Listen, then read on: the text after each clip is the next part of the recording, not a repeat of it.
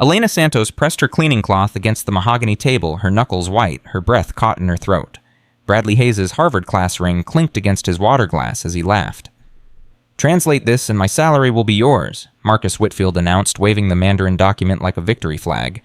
$31,500, cash, 1 day's work. The executives erupted in laughter. Bradley leaned forward, pointing directly at Elena. "Maybe the cleaning lady wants to try. Tell me, sweetheart, do they teach Chinese in housekeeping school?" More laughter, sharper, crueler. Elena's phone buzzed against her thigh. She knew without looking. The hospital, her mother, $28,000 in 72 hours. Or they pull the plug on treatment. She stared at the document in Marcus's hand. She knew every character, every nuance, every hidden meaning. Her father had taught her. The same father this company had destroyed 7 years ago. Before we continue this incredible journey, I want to invite you to subscribe to this channel and follow Elena's story to the very end. Leave a comment telling me which city you're watching from. I want to see how far this story travels across the world. Now let me tell you how an invisible cleaning woman brought a billionaire empire to its knees. Elena's hands were still trembling when she pushed her cleaning cart into the supply closet. She closed the door behind her and pressed her back against the cold metal shelving. The mops and chemical bottles surrounded her like silent witnesses to her humiliation. $31,500, she whispered into the darkness. And I can't say a word. Her phone buzzed again. She pulled it out, her fingers clumsy with fear. "Miss Santos, this is Bay Area Medical Center Billing Department. Your mother's insurance claim has been denied for the second time. The outstanding balance of $28,000 must be paid within 72 hours or we will be forced to discontinue treatment. Please contact us immediately." Elena read the message 3 times. Each time the words cut deeper. 72 hours, 3 days. Her mother had 3 days to live unless Elena could find $28,000. She had $17 in her checking account, $43 hidden in a coffee can at home. Her next paycheck, assuming she still had a job, would be $412. The math didn't work. The math never worked. Her phone rang. Unknown number. She answered anyway. "Miss Santos," a woman's voice cold and professional. "This is Rebecca Chen from the billing department. I wanted to follow up on our message." "I just received it." "Good. Then you understand the urgency. Your mother's condition is deteriorating. The blood clot in her brain requires immediate intervention. Without continued treatment—" "I understand." Elena's voice cracked. "I understand what happens. Do you have the funds available, Miss Santos?" "I'm working on it." A pause, then softer. "I've seen your file. I know you've been paying what you can. Small amounts every month, never missing a payment. That matters to some of us here. But hospital policy is hospital policy." "What are you saying?" "I'm saying you have 72 hours. Use them wisely." The call ended. Elena stared at her phone, watching the screen fade to black. In the darkness of the supply closet, surrounded by the smell of bleach and despair, Elena Santos made herself a promise. She would find the money, she would save her mother, and she would make Marcus Whitfield pay for every humiliation her family had suffered. She just had to figure out how. The silver fountain pen in her pocket pressed against her thigh. Her father's pen. The last gift he ever gave her 2 weeks before the cancer took him. She pulled it out now, running her fingers over the inscription she knew by heart. "Knowledge opens doors." 4 languages, 4 different scripts. English, Spanish, Mandarin, French. Her father had believed those words. He had lived them. He had taught Elena to live them too. "Languages are bridges, mija." He used to say, his voice gentle as he guided her hand across the page. "They connect worlds that think they are separate. When you speak someone's language, you tell them, 'I see you, I respect you, you matter.'" Miguel Santos had spoken 7 languages fluently. He had built Whitfield Technologies' entire Asian division from nothing. 15 years of his life poured into making Marcus Whitfield rich. And what had he received in return? A pink slip, a blacklist, a death sentence. Elena remembered the night her father came home from his final interview. His face was gray. His hands were shaking. "They won't hire me," he told her mother. "None of them. Marcus has made calls. He told everyone I stole proprietary information, that I can't be trusted." "But that's a lie," Carmen had protested. "You built that information. It came from your mind." "It doesn't matter whose mind it came from. It matters whose name is on the building." 6 months later, Miguel Santos was dead. Lung cancer stage 4, discovered too late because he had lost his health insurance along with his job. The medical bills had consumed everything: the house, the savings, the future Elena had been promised. And Marcus Whitfield had never even sent a card. Now, 7 years later, Elena cleaned the offices where her father had once commanded respect. She emptied the trash cans of men who weren't fit to shine Miguel Santos's shoes.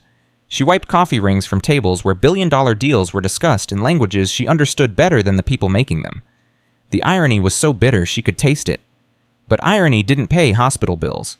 Irony didn't save mothers from dying alone in sterile rooms. Only money did that. And money required courage Elena wasn't sure she possessed. She slipped out of the supply closet and nearly collided with someone. Watch it. Bradley Hayes stood there adjusting his silk tie, looking at her with the expression he might give a piece of furniture that had moved unexpectedly. "Sorry, sir," Elena mumbled, lowering her eyes. "These hallways aren't for loitering. Don't you have toilets to scrub?" "Yes, sir. I was just getting supplies." Bradley studied her face. Something flickered in his eyes. Recognition, suspicion, Elena couldn't tell. "You're the one who works the executive floor," he said slowly. "Elena something." "Santos, sir." "Santos." He repeated the name like he was tasting it. "That's familiar. Where do I know that name from?" Elena's heart hammered against her ribs. Did he know? Had he connected her to her father? "It's a common name, sir. Very common in California." Bradley's eyes narrowed. "Well, Santos, stay out of the way during the translation project. We have important work to do, work that requires actual education." "Yes, sir?" "Shit." He walked away, his Italian leather shoes clicking against the marble floor. Each step confident, each movement certain of its place in the world. Elena watched him go, hatred burning in her chest. That man had been at the meeting where her father was fired. She had seen his signature on the termination documents. Bradley Hayes, VP of Operations, recommending immediate separation due to strategic realignment needs. Strategic realignment. Corporate poetry for destroying a man's life. Elena returned to her cart and pushed it toward the elevator. The afternoon stretched ahead of her, filled with invisible work for invisible people, but her mind was racing. $31,500. That's what Marcus had offered. More than enough to save her mother and pay the back rent and maybe, just maybe, start breathing again. All she had to do was step forward, claim her gift, prove her worth, and risk everything she had left. The executive floor was chaos when Elena arrived. Voices spilled out of the main conference room, urgent voices, panicked voices. She parked her cart by the wall and began dusting a shelf that didn't need dusting, positioning herself close enough to hear. "The deadline is Friday morning," someone was saying. "Shanghai Dynamics wants an answer in 72 hours or they take the deal to Samsung." "Can't we get an extension?" "David Chen doesn't do extensions. You know his reputation." "Then we need to translate this document, all 35 pages, in 2 days." "With what team? Jennifer's in Taiwan. Her assistants are at that conference in Singapore. We have nobody." Elena recognized the voice that answered. Marcus Whitfield, calm and controlled, the voice of a man who had never truly worried about anything in his life. "Then we find somebody, post the job tonight, offer premium rates." "For a document this confidential, Bradley Hayes cut in. "Every translator in Silicon Valley will leak it within hours. We might as well email it directly to our competitors." "Then what do you suggest, Bradley?" A pause. Elena leaned closer, her dust cloth moving in meaningless circles. "I suggest we handle it internally," Bradley said. "Use translation software for the first pass. Clean it up manually. It's not elegant, but it's secure. And accurate. Accurate enough. These deals are mostly boilerplate anyway." Elena winced. She had seen enough of the document to know Bradley was catastrophically wrong. This wasn't boilerplate. This was complex technical language with cultural nuances that no software could capture. If they relied on machine translation, they would miss everything important. The hidden requirements, the conditional clauses, the traps waiting to spring. They would destroy themselves without ever understanding how. Part of Elena wanted to let them. Let Marcus Whitfield sign a contract that would blow up in his face. Let Bradley Hayes take the fall for incompetence. Let the whole rotten company collapse under the weight of its own arrogance. But another part of her remembered the other people who would suffer. The secretaries, the mailroom workers, the cleaning staff, the hundreds of invisible people who depended on Whitfield Technologies for their paychecks. People like her. People like Jerome, the security guard who always asked about her mother. People like Mrs. Patterson, who watched Carmen during Elena's night shifts. If Whitfield Technologies collapsed, they would all go down with it. The conference room door opened. Executives streamed out, clutching copies of the Shanghai Dynamics document, their faces tight with stress. Elena kept her head down, dusting invisible. Bradley Hayes paused beside her cart. "You're still here. Just finishing the floor, sir? Finish faster." He glanced at the document in his hand, then back at Elena. "Actually, wait. You speak Spanish, right?" Elena's breath caught. "A little, sir. My grandmother." "I don't care about your grandmother. Can you read it?" "Read what, sir?" Bradley waved the document. "Never mind. Stupid question. Go back to your cleaning." He walked away, leaving Elena standing there with her heart pounding and her mind racing. He had almost asked her. For one moment, Bradley Hayes had almost considered that a cleaning woman might be useful for something besides scrubbing toilets. The moment had passed, but it had existed. That night, Elena sat beside her mother's hospital bed, holding the frail hand that had once held hers. Carmen Santos had been beautiful once. Elena had seen the photographs. A young woman with bright eyes and a brighter smile, standing beside a young man who looked at her like she hung the moon. That woman was gone now. In her place lay a shell.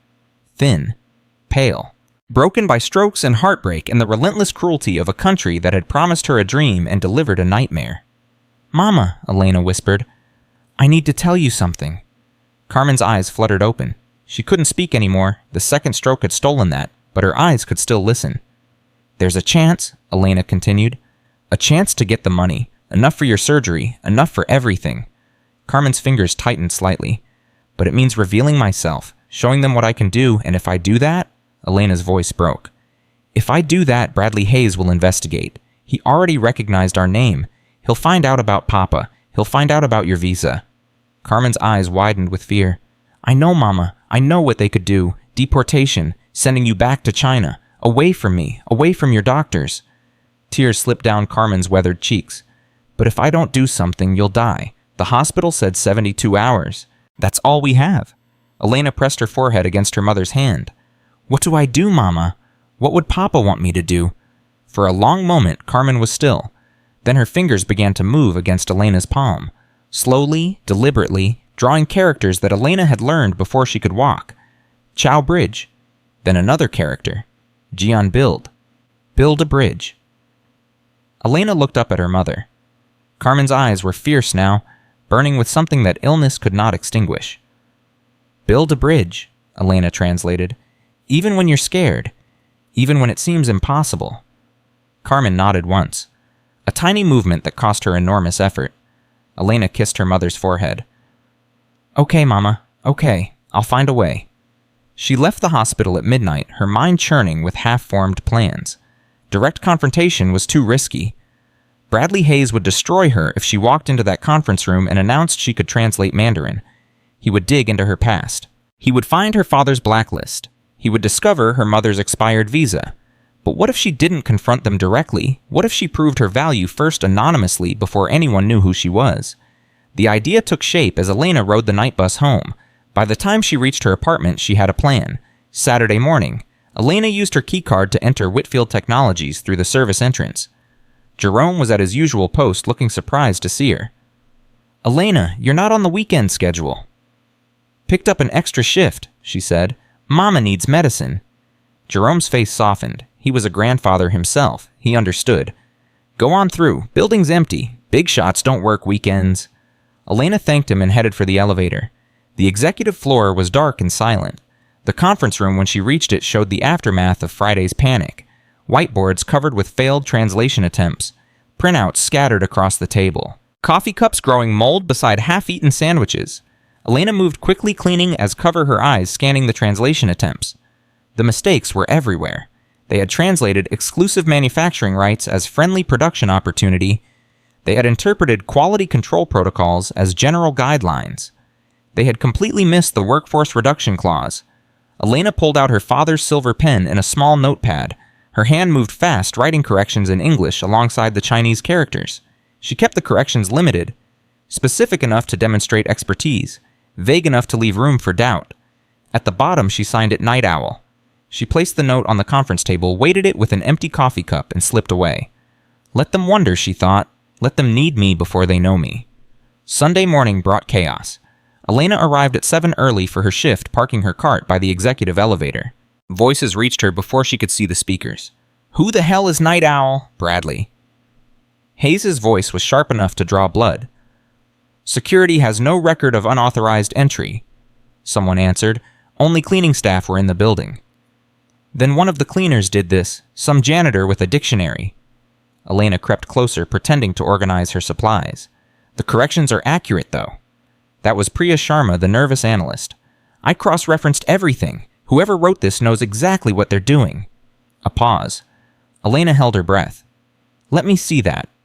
Bradley's voice had changed. Calculating now instead of angry. Through the gap in the doorway, Elena watched him study her note. She saw the moment his expression shifted. Saw him glance around the room to make sure no one was watching too closely. Then he did something that made her blood turn to ice. He pocketed her note and smiled. "Actually," Bradley announced, "I made these corrections myself. I've been studying Mandarin privately. Didn't want to mention it until I was more fluent." "You speak Chinese?" someone asked, impressed. "Enough to help. Let's use this momentum, people. Marcus expects progress by tomorrow." Elena backed away from the door, her hands shaking with rage. He had stolen her work. Without hesitation. Without shame. He had looked at her anonymous gift and decided it belonged to him. Just like this company had stolen her father's work. Just like they had stolen her family's future. She wanted to burst through that door and expose him.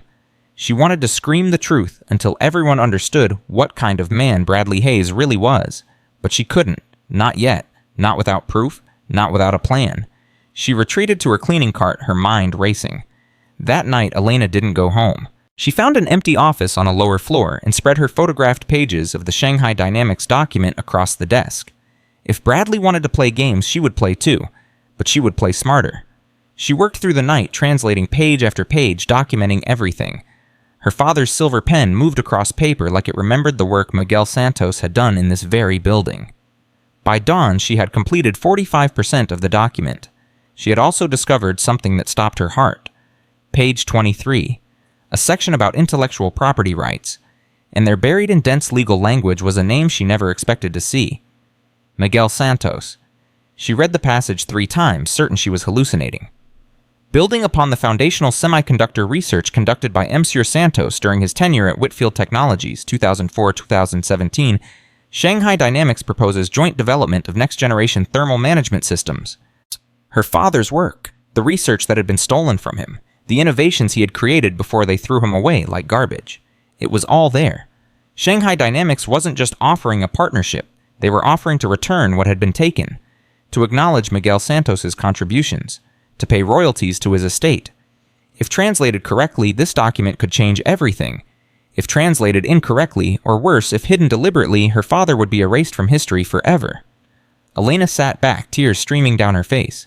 This wasn't just about money anymore. This wasn't just about saving her mother. This was about justice, about legacy, about proving that Miguel Santos had mattered. And Bradley Hayes was about to bury it all. Monday arrived with a phone call that shattered what remained of Elena's composure. "Miss Santos, this is Dr. Williams at Bay Area Medical Center." Elena gripped the phone so hard her knuckles went white. "What happened is my mother." "Your mother experienced another stroke overnight, a small one but significant. We've stabilized her, but we need to perform emergency surgery within the next 12 hours. 12 hours. The blood clot is growing. If we don't remove it today, the damage could be..." Dr. Williams paused. "Irreversible." "Then do the surgery, please. Do whatever you need to do." "I wish it were that simple. The procedure is not covered by insurance. The cost, including operating room fees and specialist consultations, will be approximately $45,000. $45,000, Elena's voice rose. "You said $28,000 before. That was for continued treatment. Surgery is additional, and given the outstanding balance on your account, the hospital requires a deposit before we can proceed." "How much from $20,000 by 3 o'clock this afternoon?" Elena looked at her watch. 9:17 in the morning. Less than 6 hours to find $20,000. "I'll have it," she heard herself say. "I'll have it by 3. "Miss Santos, I have to be direct with you. If you can't provide the deposit, we will have to transfer your mother to a county facility. The level of care there is different." "I understand." "I hope you do. I truly hope you do." The call ended. Elena stood in the middle of her empty apartment. her mother's hospital bed visible through the bedroom door, the sheets still rumpled from Carmen's last night at home. 6 hours, $20,000. The only way to get that money was waiting on the 38th floor of Whitfield Technologies. Elena had run out of time to be afraid. She called in sick to her morning shift, then spent 2 hours preparing. She gathered every piece of evidence she had: the photographs of the document, her translation notes, her father's research journals, her translationbridge.com profile showing her professional credentials. She dressed carefully, not her cleaning uniform, a simple black dress her mother had sewn for her college graduation, the graduation she had never attended because life had gotten in the way. She looked at herself in the mirror. A stranger looked back. Someone who might actually belong in a corporate boardroom instead of pushing a cart through its hallways. "You can do this," she told the stranger. "Papa believed in you. Mama believes in you. Now believe in yourself." The silver pen went into her pocket, her father's blessing, her only weapon. She arrived at Whitfield Technologies at 11:30. The receptionist looked up confused. "Can I help you?" "I'm here about the translation position," Elena said, her voice steady. "The Shanghai Dynamics document." "I'm sorry, that's an internal project. We're not accepting outside applications." "Tell Mr. Whitfield that I can read the document, all of it, and I can do it before his deadline." The receptionist hesitated. "Ma'am, I really can't—" "Tell him," Elena repeated. "Tell him the Night Owl is here to finish the job." The words landed like a bomb. The receptionist's eyes widened. "Wait here," she said, reaching for her phone. 3 minutes later, Elena was in the elevator rising toward the 38th floor. The conference room fell silent when she walked in. 12 executives sat around the long mahogany table. Marcus Whitfield at the head, Bradley Hayes at his right hand, Priya Sharma and the others scattered along the sides. And in the corner next to the door, a cleaning cart. Her cleaning cart. Bradley saw her first. His face went through shock confusion, then cold fury in the space of a heartbeat. "What is this?" he demanded. "What is she doing here?" Elena walked to the table and placed her folder in front of Marcus Whitfield. "My name is Elena Santos," she said, her voice clear and strong. "I've worked as a cleaning woman on this floor for 6 years. I'm also a professional translator with fluency in Mandarin, Spanish, French, and English. I created the Night Owl corrections that Mr. Hayes has been taking credit for, and I can translate your Shanghai Dynamics document completely and accurately before tomorrow's deadline." The room erupted. "This is absurd," Bradley sputtered. "She's just a cleaner. She's lying to get attention." "I have proof." Elena opened her folder. "My translationbridge.com profile. 847 completed translations. 4.97 rating. Client testimonials from 3 continents. Marcus Whitfield studied the documents, his expression unreadable. "I also have this." Elena pulled out her father's research journal. "My father was Miguel Santos. He built your Asian division over 15 years. He created the semiconductor research that this Shanghai Dynamics deal is based on, the same research that's mentioned by name on page 23 of the document you're trying to translate." Bradley's face went pale. "That's confidential information. How do you—" "Because I can read it." Elena cut him off. "Every page, every clause, every hidden meaning that your translation software missed." She turned to Marcus. "You offered $31,500 for this translation. I'm here to collect. Not because I want your money, but because my mother is dying in a hospital bed and I have 6 hours to save her life." The room was utterly silent. Marcus Whitfield leaned forward, studying Elena with new interest. "Page 23, he said slowly. "What does it say about this Miguel Santos?" Elena didn't hesitate. "It says that Shanghai Dynamics acknowledges his foundational research in thermal management systems. It proposes joint development rights with royalties to his estate. It's an apology, Mr. Whitfield. In business language. The kind of apology you never offered when you destroyed his career." Bradley slammed his hand on the table. "This is a setup. She's working for our competitors. She probably stole that document and—" "I photographed it while I was cleaning this room," Elena said calmly. "The same way I've watched you steal credit for work you didn't do. The same way I've watched you manipulate translations to hide the layoff clauses. The same way I've watched you lie to everyone in this room." "Layoff clauses," Marcus's voice sharpened. "What layoff clauses?" Elena pulled out another sheet.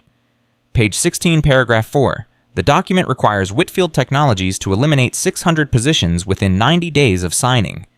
Mr. Hayes translated it as staff optimization opportunities. The actual characters specify mandatory workforce reduction." All eyes turned to Bradley. "That's..." That's a misinterpretation, he stammered. The software didn't write staff optimization opportunities, Elena said. You did. I watched you type it. Marcus Whitfield stood slowly. His face was unreadable, but his eyes were not. They were the eyes of a man who had just realized he was standing on the edge of a cliff. Mr. Hayes, he said quietly, leave the room. Marcus, you can't possibly believe... Now. Bradley's face twisted with rage. He pointed at Elena. You think you've won something. You think this changes anything. I know who you are, Elena Santos. I know about your mother's visa. I know about your father's blacklist. One phone call to immigration and your whole family. Get out, Marcus repeated. Security will escort you to your office to collect your belongings. Your employment is terminated. You can't do this. My lawyers will... Your lawyers will defend you against fraud, against sabotage, against deliberately mistranslating a document that could have cost this company hundreds of millions of dollars. Bradley opened his mouth, closed it, then stormed out of the room. The door slammed behind him.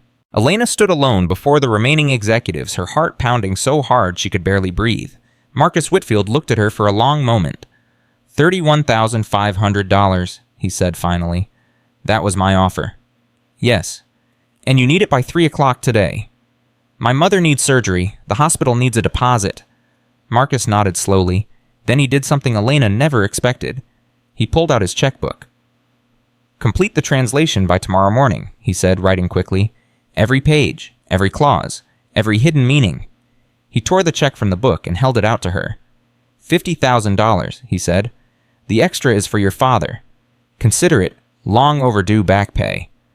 Elena's hand trembled as she took the check. The numbers blurred through her tears. Don't thank me yet, Marcus added. You have 18 hours of work ahead of you. And if I find out you've lied about anything at all, this check will be the least of your problems. Elena wiped her eyes and straightened her spine. I haven't lied, she said. I've been invisible. There's a difference. She picked up her father's silver pen and pulled the Shanghai Dynamics document toward her. Now, if you'll excuse me, Mr. Whitfield, I have a translation to complete. The executives watched in stunned silence as Elena Santos, cleaning woman hidden genius daughter of the man they had destroyed, began to write. At 2:47 that afternoon, Elena walked into Bay Area Medical Center with a certified check for $20,000. The surgery was scheduled for 4 o'clock. Her mother would live. But as Elena sat in the waiting room watching the minutes tick toward 4, her phone buzzed with a message that turned her blood to ice. Unknown number, unknown sender. But the words were clear enough. You think Bradley Hayes is finished? You think Marcus Whitfield is your friend? You don't know what's coming. Little cleaning woman, you don't know what you've started. Watch your back. Watch your mother, because the real game begins now. Elena stared at the screen, her hand trembling. She had won the battle, but the war had just begun.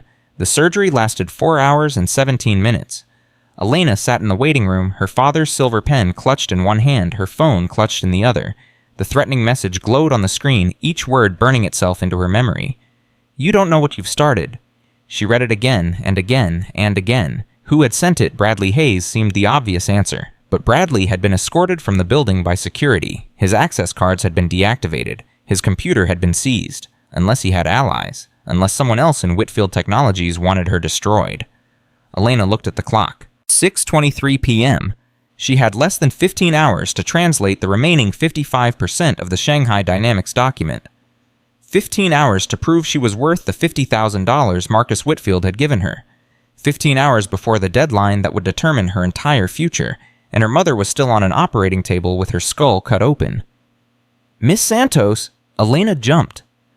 A nurse stood before her wearing surgical scrubs and a cautious expression. Your mother is out of surgery. The procedure was successful. Elena's breath escaped in a sob. She's okay. She's going to be okay. The clot has been removed. The next 48 hours are critical, but Dr. Williams is optimistic. Your mother is a fighter. Can I see her? She's in recovery, unconscious. But yes, you can see her. Elena followed the nurse through sterile corridors that smelled of antiseptic and fear. Her mother lay in a narrow bed surrounded by machines that beeped and hummed. Carmen Santos looked smaller than ever, fragile, breakable, but alive. Elena took her mother's hand. I did it, Mama. I stepped forward. I built the bridge. Carmen's fingers twitched slightly, a reflex perhaps, or maybe something more. I have to go back now, Elena continued, her voice breaking. I have to finish what I started, But I'll be here tomorrow morning, I promise. And when you wake up, everything will be different." She kissed her mother's forehead and forced herself to walk away. The clock read 7:41 p.m. when Elena returned to Whitfield Technologies. The security guard at the front desk was different from Jerome, a younger man she didn't recognize with suspicious eyes and a clipboard. "Name and purpose. Elena Santos. I'm working on the Shanghai Dynamics translation." The guard checked his list, then looked up sharply. "You're the cleaning lady." "I was the cleaning lady. Now I'm a translator. Mr. Whitfield authorized my access." "ID?" Elena handed over her employee badge. The guard studied it, studied her face, studied the badge again. "This says maintenance staff." "Call Mr. Whitfield's office. They'll confirm." The guard picked up his phone, dialed, spoke quietly. His expression shifted from suspicion to confusion to something approaching respect. "Go on up, Miss Santos. Conference room B on 38. They're expecting you." Elena rode the elevator alone, watching the numbers climb. 35, 36, 37, 38. The doors opened onto chaos. The executive floor was transformed. Where there had been empty offices that morning, there were now clusters of people working frantically. Laptops glowing, phones ringing, printers humming. Priya Sharma intercepted her before she could reach the conference room. "Elena, thank God you're here." The young analyst looked exhausted, her usually neat hair escaping from its clip.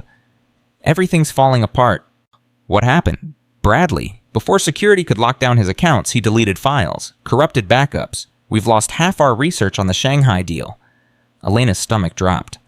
"The translation attempts? Gone? Everything the team worked on this weekend. Gone. But I have copies. I photographed Shaw. We know. Marcus knows. That's why he needs you. You're the only one who still has the complete picture." Priya led her to conference room B. Inside, Marcus Whitfield stood at the head of the table, his jacket discarded, his sleeves rolled up his face, showing the first signs of strain Elena had ever seen on him. "Miss Santos." His voice was controlled, but barely. "We have a problem." "I heard about Bradley's sabotage." "That's not the problem. That's an inconvenience. The problem is this." He slid a tablet across the table. Elena picked it up and felt her blood freeze. A news article, published 37 minutes ago. The headline screamed in bold letters, "Whitfield Technologies made, claims executive secrets. Former VP says cleaning woman stole confidential documents." The byline was a technology reporter Elena had never heard of, but the quotes were unmistakable. Bradley Hayes, recently terminated vice president of operations, alleges that Elena Santos, a member of the cleaning staff, gained unauthorized access to sensitive documents over a period of several years. "She's been photographing our materials, building a dossier," Hayes claimed. "I caught her in the act and was fired for reporting it." Elena's hands shook. "This is lies. All of it." "I know that, but the internet doesn't care about truth. It cares about stories. And a cleaning woman stealing secrets from a billionaire's company is a very good story." "What do we do?" Marcus took the tablet back. "We have two choices. First, we cancel the Shanghai Dynamics deal, issue a statement distancing ourselves from you, and hope this blows over.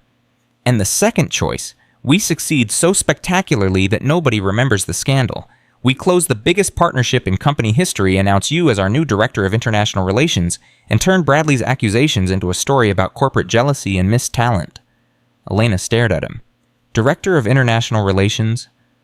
I've been thinking about it since this morning. Your skills are wasted pushing a cleaning cart. I'd rather have you at the table than under it. And if I fail, if the translation isn't good enough?" Marcus's expression hardened. "Then we're both destroyed. My company, your reputation, everything." He checked his watch. "You have 14 hours and 6 minutes. I suggest you start now." The conference room became Elena's war room. Priya brought her coffee sandwiches, legal pads, pens. Someone produced a laptop configured with secure translation software that Elena ignored completely. She worked by hand.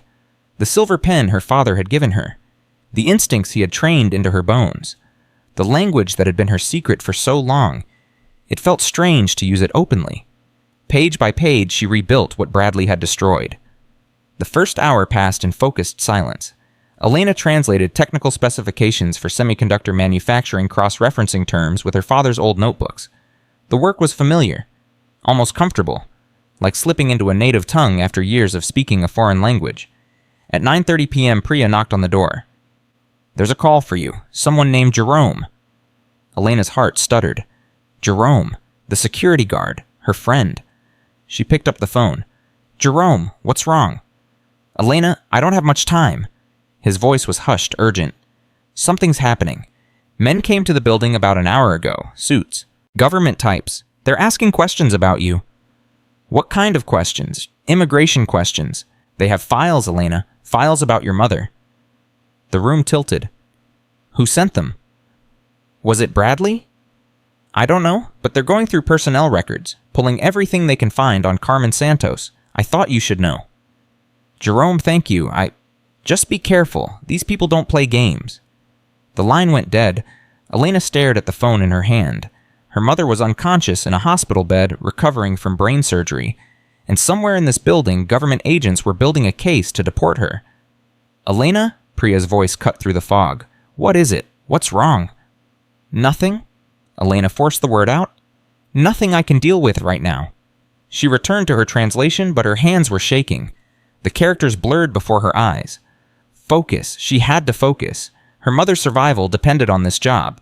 Her mother's freedom might depend on it too. At 11:15 p.m. Marcus returned with news that made everything worse. Shanghai Dynamics moved up the deadline. David Chen wants to do the video call at 8 a.m. instead of 9. "That's not possible. I still have 20 pages left." "Then translate faster."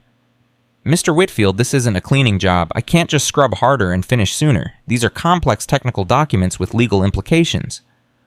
"I'm aware of what they are. I'm also aware that if we miss this deadline, the deal goes to Samsung. And if the deal goes to Samsung, I lose approximately $300 million. He leaned closer, his voice dropping. "I also lose the ability to protect you from whatever Bradley Hayes is planning. Do you understand what I'm saying?" Elena understood perfectly. Marcus Whitfield wasn't her ally. He was her employer, and employers protected assets, not people. "I'll have it done," she said. "One way or another." The clock read 1:47 a.m. when Elena discovered the trap. She was translating page 29, a section about profit-sharing arrangements, when she noticed the discrepancy. A character that didn't belong. A phrase that changed the meaning of an entire paragraph. She went back to the original document, then to her photographs, then back to the original. The documents didn't match. Someone had altered the original. Changed a single character that transformed equal partnership into subordinate licensing agreement. If Elena had translated the altered document, she would have handed Shanghai Dynamics complete control over Whitfield Technologies' intellectual property. Every patent, every innovation, every piece of technology the company had ever created, including her father's work. Elena's hands went cold. This wasn't Bradley's sabotage. Bradley had been fired before he could access the original documents. This was something else. Someone else. Someone still inside the company. She photographed the discrepancy, then continued translating from her earlier photographs of the original. Her fingers moved faster now, driven by fear and fury. Who had access to the documents? Who would benefit from Whitfield Technologies losing everything? The questions circled in her mind as the hours passed. 2 a.m., 3 a.m., 4 a.m. At 4:30, her phone buzzed with a text from an unknown number. "Check your mother's room, now." Elena's blood turned to ice. She grabbed her phone and called the hospital, her fingers fumbling over the numbers. "Bay Area Medical Center, how may I direct your call, Somat?" "Carmen Santos's room, please, it's an emergency." "One moment." The hold music lasted 17 seconds, the longest 17 seconds of Elena's life. "Recovery unit, this is Nurse Williams."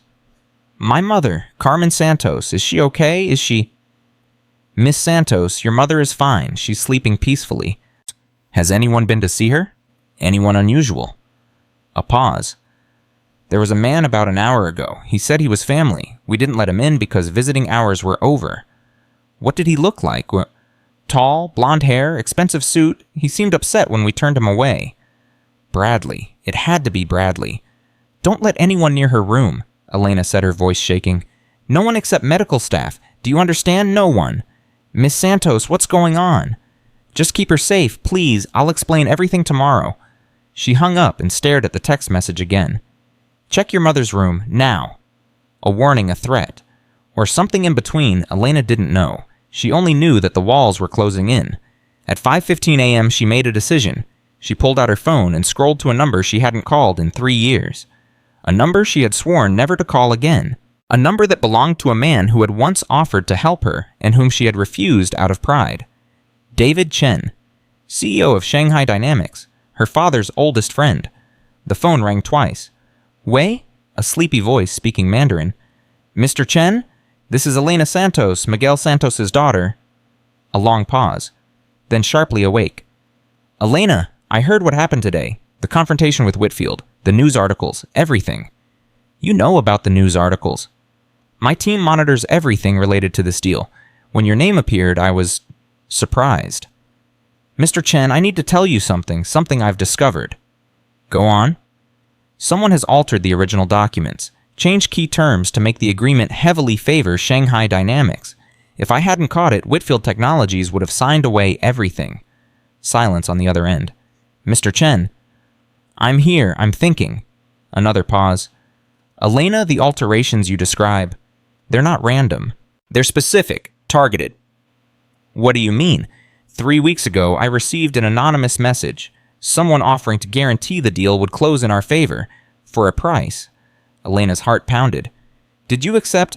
I am many things, Elena, but I am not a thief. I refused, but someone else may not have been so principled. Someone inside Whitfield Technologies. Or someone who used to be inside. Chen's voice hardened. This Bradley Hayes. What do you know about him?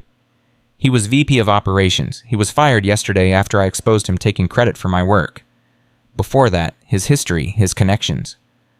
Elena thought back. He has a Harvard MBA. He joined Whitfield 5 years ago. He was close to Marcus Whitfield, very close. Close enough to know the company's vulnerabilities. Yes. Then we have a problem, Elena Santos, because someone is trying to destroy both our companies, and they're using this deal to do it. The video call was scheduled for 8 a.m. At 7:45, Elena was still translating. Her eyes burned, her hands cramped, her mind screamed for sleep, but she was so close. 3 pages left. 2 pages. 1. At 7:53 a.m., she wrote the final character. Done, she breathed. It's done. Priya rushed in, grabbed the completed translation, and began scanning it into the system. Marcus Whitfield appeared moments later, looking as exhausted as Elena felt. Is it ready? Ready. And the alterations you found? Documented, photographed. I've prepared a separate report. Marcus nodded slowly. David Chen called me an hour ago. He told me about your conversation. Elena's stomach tightened. I should have told you first. I'm sorry. You should have, but you didn't, and now we have to deal with reality. He glanced at his watch. 5 minutes. Are you ready for this? I've been ready my whole life. The conference room filled quickly. Executives Elena recognized. Lawyers she didn't. Technical specialists checking equipment. Everyone nervous. Everyone watching the clock. At exactly 8 a.m., the screen flickered to life. David Chen appeared flanked by his own team of executives. He was older than Elena expected, with gray hair and sharp eyes that seemed to look right through the camera. Mr. Whitfield, he said in precise English. Shall we begin? Mr. Chen, thank you for your flexibility with the schedule. Time is money, as you Americans say, and this deal has cost us both enough time already. Chen's eyes moved across the screen. I see Miss Santos is present. Good. I prefer to negotiate with people who actually understand what they're negotiating. Marcus stiffened slightly but recovered quickly. Miss Santos has prepared the complete translation. She's also discovered some irregularities in the documents. Ah, yes, the alterations. Chen leaned forward.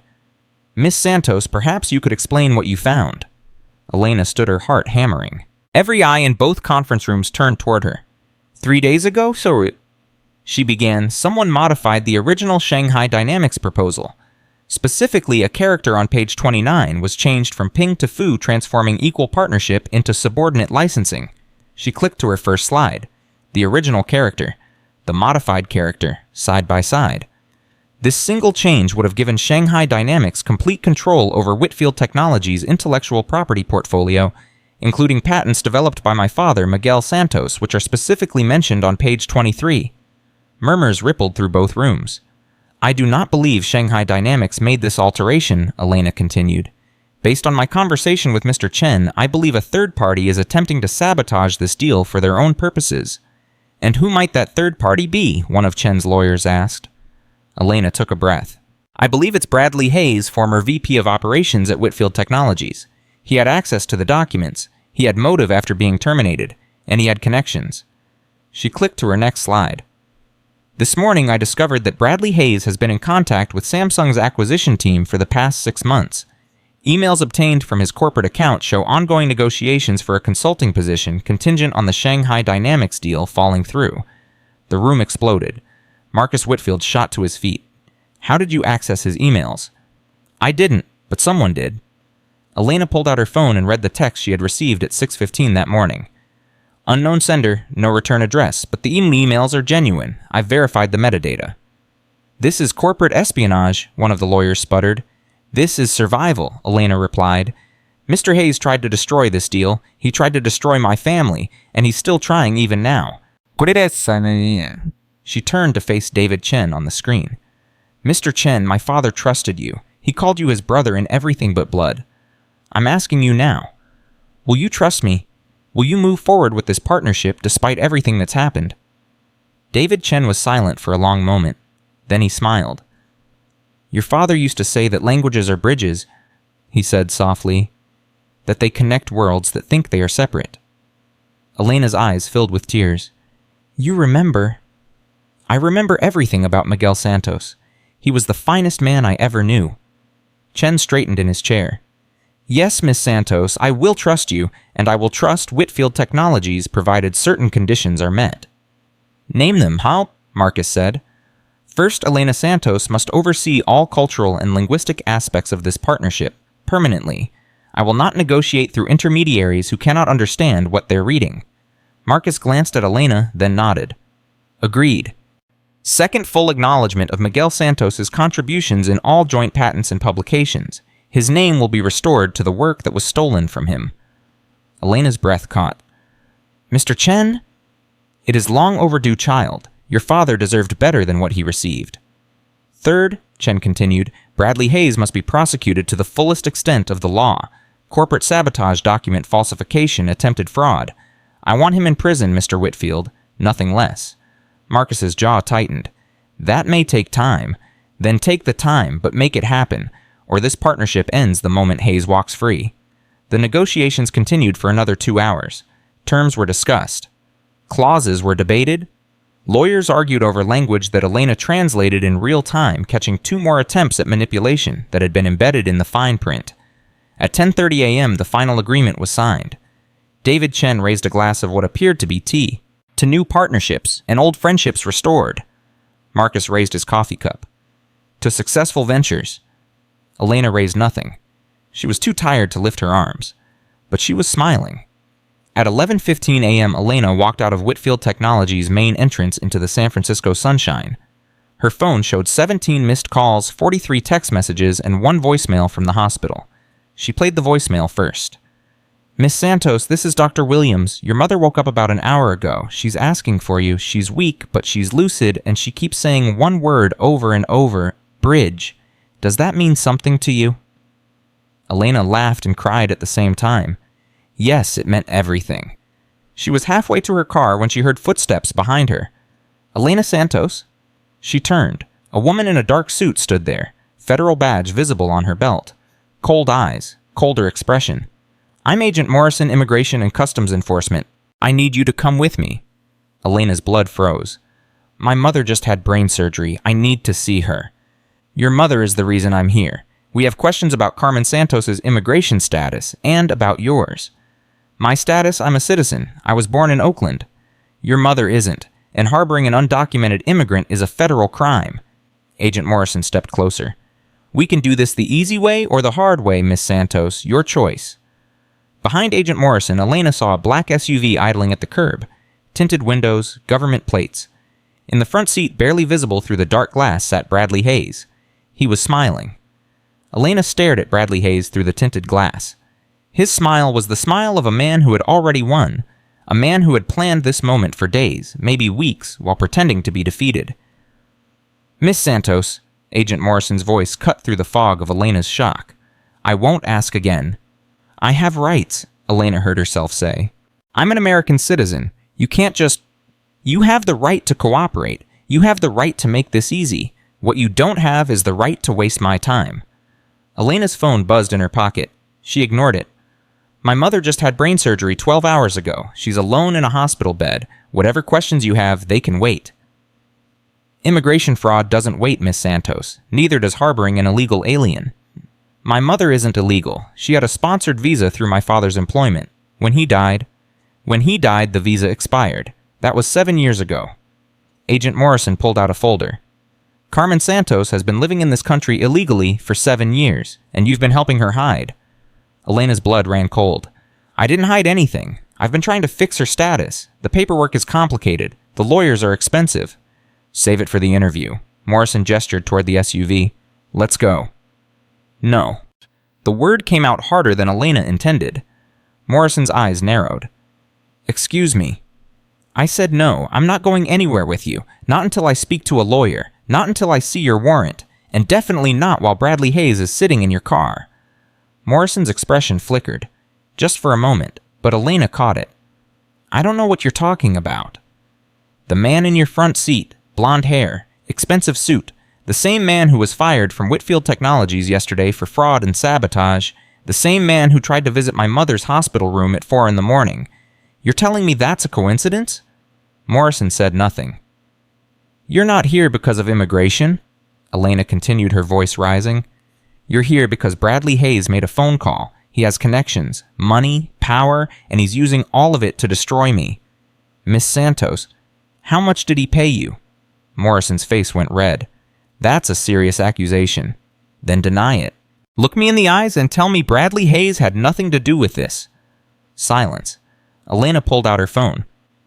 I'm calling Marcus Whitfield. I'm calling my lawyer, and I'm calling every journalist who covered this morning's news story about the cleaning woman who exposed corporate fraud. You're making a mistake. No, you're making a mistake. You came after a woman whose mother is dying, a woman who just closed a $300 million deal, a woman who has the personal phone number of David Chen, CEO of Shanghai Dynamics. Elena held up her phone. One call to Chen, and this becomes an international incident. Is that what you want? Morrison's jaw tightened. For a long moment, neither woman moved. Then Morrison stepped back. This isn't over, Miss Santos. We'll be in touch. I'm counting on it. Elena watched the agent walk back to the SUV. Through the tinted window, she saw Bradley Hayes' smile fade into something darker, something dangerous. The SUV pulled away. Elena's knees buckled. She caught herself against her car, breathing hard, her hands shaking so badly she could barely hold her phone. She had won this round, but Bradley wasn't finished. He would never be finished until she was destroyed. Her phone rang. Marcus Whitfield. Elena, where are you? The press conference starts in 30 minutes. Press conference. The Shanghai Dynamics announcement. You need to be here. David Chen specifically requested your presence. Elena looked at her reflection in the car window, exhausted, terrified, barely holding together. I'll be there, she said. Give me 20 minutes. 11:47 a.m. Elena stood backstage at Whitfield Technologies' main auditorium trying to make herself presentable. Priya had found her a clean blouse. Someone else had produced makeup. A third person had done something with her hair. She still looked like a woman who hadn't slept in 36 hours.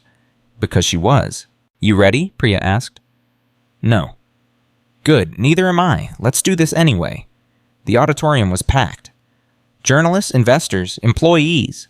Everyone who mattered in Silicon Valley gathered to witness the announcement of the decade. Marcus Whitfield took the stage first. His speech was polished professional, full of corporate optimism about partnerships and growth and shared futures. Elena barely heard a word. She was watching the crowd, looking for blonde hair, expensive suits, the face of a man who wanted her dead. She didn't see Bradley Hayes, but that didn't mean he wasn't there. And now, Marcus was saying, I'd like to introduce someone who made this partnership possible. Someone whose talent was hidden in plain sight for far too long. Our new Director of International Relations, Elena Santos. Applause. Scattered at first, then building. Elena walked to the podium. The lights were blinding. The faces were blurry. Her hands were shaking. She gripped the podium and spoke. 3 days ago, I was a cleaning woman. I pushed a cart through these hallways. I emptied trash cans. I wiped down tables. I was invisible. The room went silent.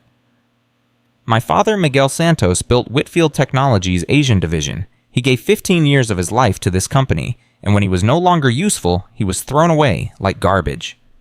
Murmurs rippled through the crowd. I could have stayed invisible. I could have kept my head down, done my job, watched others take credit for work they didn't do. It would have been safer, easier, but my mother was dying, and the only way to save her was to stop being afraid. Elena's voice strengthened. This partnership isn't just about money, it's about recognition. It's about honoring the people who build things even when nobody sees them. My father's name will be on the patents he created. His legacy will be restored. And every person in this company who has been overlooked, underestimated, or dismissed will know that their work matters. She paused. Let the words sink in. I'm not standing here because I'm special. I'm standing here because I finally stopped hiding. And if my story inspires even one person to do the same, then everything I've been through was worth it. The applause was thunderous. Elena stepped back from the podium, her heart pounding. She had done it. She had spoken her truth in front of the entire world. And then her phone buzzed with a message that turned the triumph to ashes. Check the news now. Elena pulled out her phone. Her fingers trembled as she opened the browser. The headline hit her like a physical blow. Whistleblower or spy new evidence suggests Whitfield Technologies cleaning woman had ties to foreign intelligence. The article was everywhere. Every major outlet, every social media platform, spreading like wildfire through a dry forest. According to unnamed sources, Elena Santos had been photographing confidential documents for years. According to the same sources, she had connections to Chinese intelligence services through her mother's family.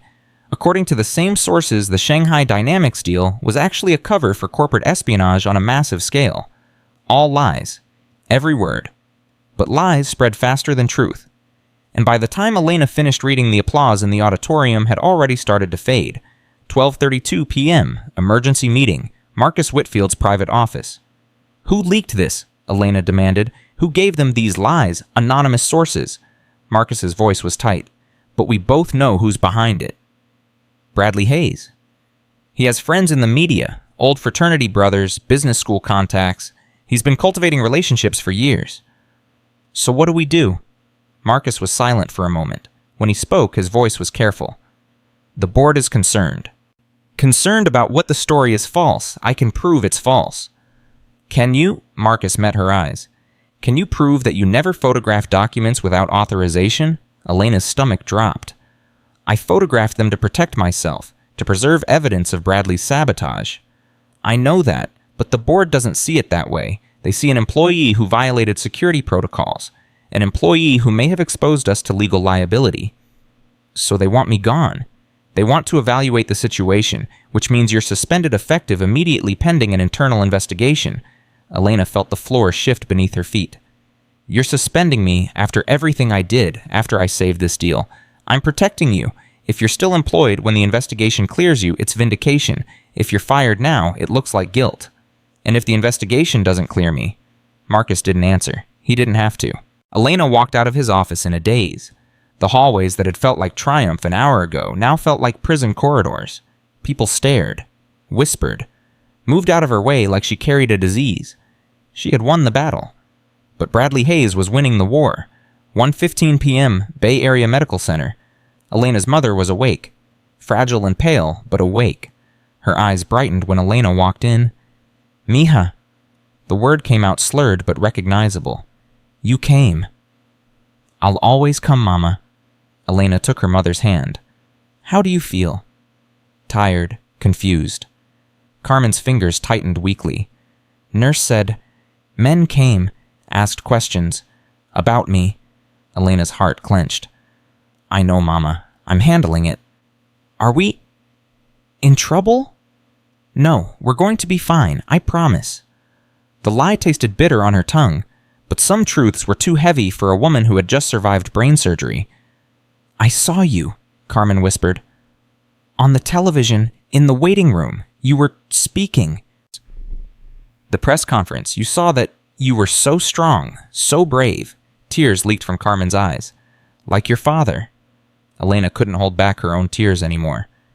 I don't feel brave, Mama. I feel scared. They're coming after us. They're trying to destroy everything. Then let them come. Carmen's voice was weak but fierce. We survived worse. We survived losing your father. We survived poverty. We survived being invisible. We will survive this too. How do you know? Because you are my daughter, and Santos women do not break. Elena stayed with her mother until visiting hours ended. She told Carmen about the deal, about David Chen, about the promise to restore Miguel's legacy. She did not tell her about the suspension, about the investigation, about Bradley Hayes and his campaign of destruction. Some burdens were hers alone to carry. 6:43 p.m. Elena's apartment. The eviction notice was gone. Priya had arranged for the back rent to be paid from Elena's advance salary. The apartment was still cramped, still worn, still smelling faintly of the poverty that had soaked into its walls. But it was home, and for now, it was safe. Elena sat at her kitchen table surrounded by documents, legal papers, immigration forms, evidence she had gathered over years of careful preparation. Her mother's case wasn't hopeless. The visa had expired, yes, but there were pathways to regularization, hardship exemptions, medical considerations. She had been building the case slowly, methodically, waiting for the right moment to file. Bradley Hayes had forced her hand too early. Now she had to fight on two fronts at once. Her phone rang. Unknown number. She answered anyway. "Hello? Miss Santos?" A man's voice. Unfamiliar. "My name is Thomas Wright. I'm an attorney specializing in immigration law. I was contacted by David Chen." Elena's breath caught. "Mr. Chen called you. He's very concerned about your situation. He asked me to reach out, to offer my services. I can't afford... Mr. Chen has already taken care of the fees, all of them. He said to tell you that your father would have done the same for him." Elena's eyes filled with tears. "I don't know what to say." "Say you'll meet me tomorrow morning. We have a lot of work to do." 8:22 p.m. Elena was reviewing documents when she heard it. A knock at the door. She froze. No one knocked on her door. She had no friends in this building. No visitors. No one who would come unannounced. The knock came again. Harder. Elena grabbed her phone and moved silently toward the door. She looked through the peephole. Jerome, the security guard from Whitfield Technologies. She opened the door. "Jerome, what are you doing here?" "Can I come in? It's important."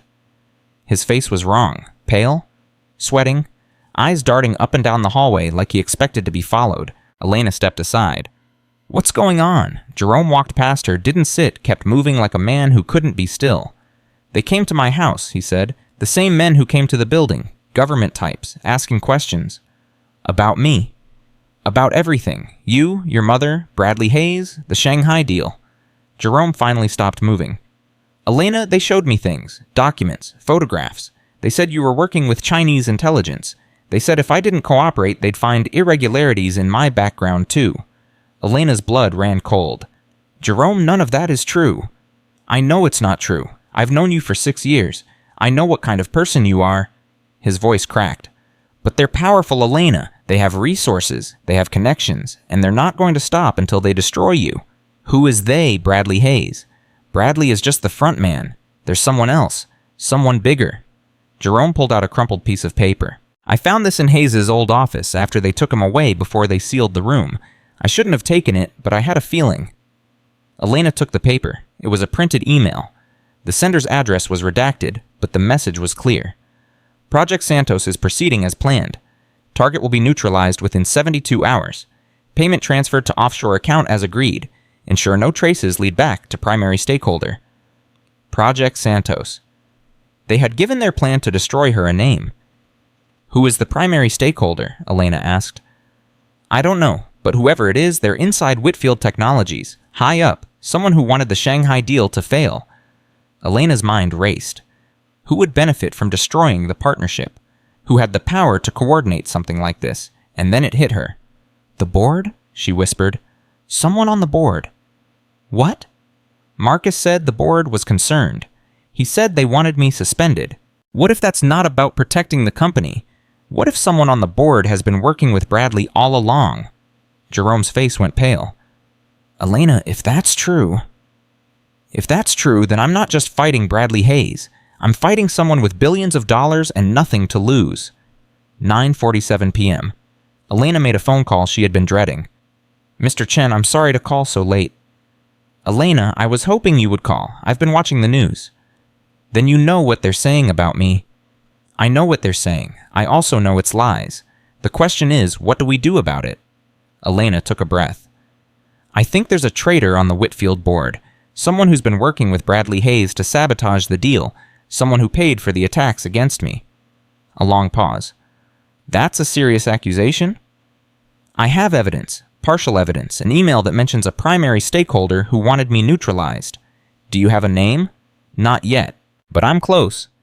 Then get closer, and be careful, Elena. The people you're dealing with do not play by the rules. Neither do I, not anymore. 11:15 p.m. Elena couldn't sleep. She sat at her kitchen table surrounded by documents cross-referencing names and dates and connections. The board of Whitfield Technologies had 9 members. Any one of them could be the traitor. Robert Chen, no relation to David. Old money conservative investments, no obvious connection to Bradley Hayes. Margaret Wilson, former tech executive early investor in Whitfield, close personal friend of Marcus. Unlikely. Philip Drake, hedge fund manager, aggressive dealmaker, known for hostile takeovers. Possible. Sarah Montgomery, diversity, higher community activist, no financial incentive for sabotage. Unlikely. William Foster, investment banker, connections to Samsung, history of failed partnerships with Shanghai Dynamics. Elena stopped. William Foster, connections to Samsung. The same Samsung that Bradley Hayes had been negotiating with in secret. The same Samsung that would get the Shanghai deal if Whitfield backed out. She pulled up everything she could find about William Foster, his career, his investments, his relationships, and there it was. Foster and Hayes had been roommates at Harvard Business School. They had founded a failed startup together in 2009. They still owned a vacation property in the Bahamas as joint tenants. They weren't just colleagues, they were partners. Elena's hands were shaking as she photographed the evidence. This was it, the connection that tied everything together. Bradley Hayes was the weapon. William Foster was the one pulling the trigger. And together, they had been planning to destroy Whitfield Technologies from the inside. 1:33 a.m. Elena sent 3 emails. One to Marcus Whitfield with the evidence she had gathered. One to David Chen with a summary of her findings. One to Thomas Wright, the immigration lawyer, asking for an emergency meeting. Then she sat back and waited. The response came faster than expected. 2:47 a.m. A knock at the door. Elena's heart stopped. She hadn't told anyone where she lived. Not Marcus, not Chen, not the lawyer. Only Jerome knew, and Jerome had already visited tonight. She crept to the door and looked through the peephole. William Foster stood in the hallway. Silver hair, expensive suit, the calm, confident expression of a man who had never faced consequences for anything in his life. Behind him stood 2 men in dark suits. Not government agents, private security, hired muscle. Elena didn't open the door. Miss Santos. Foster's voice was smooth, pleasant, unthreatening. I think it's time we had a conversation. I have nothing to say to you. That's unfortunate because I have quite a lot to say to you. About your mother's medical bills, about her immigration status, about all the ways your life could become very difficult if you continue down this path. Elena's blood boiled. Is that a threat? It's an observation. You're a smart woman, Miss Santos, smart enough to know when you're outmatched. I'm smart enough to know you're behind all of this, you and Bradley. I have proof. A pause, then Foster laughed, a quiet, dangerous sound. Proof can be destroyed? Witnesses can be silenced. Emails can be fabricated. He stepped closer to the door. The question isn't whether you have proof. The question is whether anyone will believe you. They'll believe me. Will they? You're a cleaning woman who claims she can read Chinese, a woman whose mother is an illegal immigrant, a woman who has already been suspended for security violations. Foster's voice dropped. Who do you think the world will trust, you or a Harvard-educated board member with 40 years of sterling reputation? Elena gripped the door handle. Her knuckles were white. I'm going to destroy you, she said quietly. Not because I hate you, not because I want revenge, but because you hurt my family, you hurt my father, and no one hurts the people I love without consequences. Big words from a small woman. My father had big words too. Knowledge opens doors. That's what his pen says. The same pen I used to translate the document that's going to put you in prison. Silence. You have 24 hours, Foster said finally. 24 hours to withdraw your evidence and sign a non-disclosure agreement. If you cooperate, your mother gets a green card and you get a severance package that will keep you comfortable for years. And if I don't cooperate, then your mother gets deported, you get prosecuted for industrial espionage, and your father's name gets erased from every patent, every record, every document he ever touched. Elena felt the walls closing in. The threat was real. Foster had the power to do everything he promised, but she also had something he didn't. "24 hours," she said. "I'll give you my answer then." "I look forward to it." She watched through the peephole as Foster and his men walked away. Her hands were trembling. Her heart was racing. But her mind was clear. She had 24 hours to take down a billionaire. 24 hours to prove her innocence. 24 hours to save everything she loved, and she knew exactly how to do it. 4:15 a.m., Elena made one more phone call. "Mr. Chen, I'm sorry to wake you, but I need a favor." "Anything, Elena. I need you to call the FBI." David Chen's voice was calm on the other end of the line, but Elena could hear the steel beneath it. "The FBI, are you certain about this? William Foster came to my apartment an hour ago. He threatened to destroy my mother, my career, everything. He gave me 24 hours to surrender. And instead of surrendering, you want to attack. I want justice. There's a difference." Chen was silent for a moment. When he spoke again, his voice had changed, harder, more businesslike. "I have a contact at the Bureau, Special Agent Catherine Ross. She handles corporate fraud and international business crimes. I've worked with her before on cases involving intellectual property theft. Can she help?"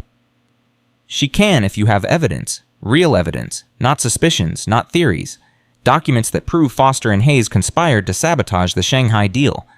Elena looked at the papers spread across her kitchen table, the email Jerome had found, the connection between Foster and Hayes, the timeline of events that showed coordination. "I have enough to start an investigation. Whether it's enough to finish one, I don't know." "Then we need more." Chen paused. "Elena, there's something I haven't told you, something about your father." Elena's heart stuttered. "What about him?" "Before Miguel died, he sent me a package, documents, research files, things he had saved from his time at Whitfield Technologies. He said he was building a case against people who had wronged him. He asked me to keep it safe until the right moment." "Why didn't you tell me this before?" "Because the right moment hadn't come. Now it has." Chen's voice softened. "Your father knew something was wrong at Whitfield. He was gathering evidence before they fired him. Whatever he found, it was important enough that he trusted me with it above everyone else." Elena's hands were shaking. "Where is this package?" "In my office in Shanghai, but I can have it couriered to you within 18 hours. "That's cutting it close. Foster gave me 24 hours. "Then we'll have to move fast." 5:32 a.m. Elena couldn't stay in her apartment, not after Foster's visit, not with his men knowing where she lived. She packed a small bag, clothes, documents, her father's silver pen, everything she might need for a fight that could last days. Then she called the one person she trusted absolutely. "Jerome, I need help." "Elena, what's wrong? It's 5 in the morning." "Foster came to my apartment. He knows where I live. I need somewhere safe to stay." A pause. Then, "My sister has a place in Oakland, empty right now while she's traveling. I can get you the key." "Thank you, Jerome. I don't know how to repay you." "You already did. You stood up when nobody else would. That's worth more than any favor." 6:47 a.m. Elena was in Jerome's sister's apartment, a small but clean space above a laundromat. The smell of detergent drifted through the windows. The sound of early morning traffic filtered through the walls. She set up her makeshift command center on the kitchen table. Laptop, documents, phone chargers, everything she needed to wage war against a billionaire. Her phone buzzed. Thomas Wright, the immigration lawyer. "Miss Santos, I've reviewed your mother's case. The situation is complicated, but not hopeless." "What do you mean? Carmen's visa expired, yes, but she's been in the country continuously for over 20 years. She has a U.S.-born daughter. She has documented medical needs that cannot be adequately addressed in her home country. All of these factors create pathways to regularization." "But Foster said he could have her deported."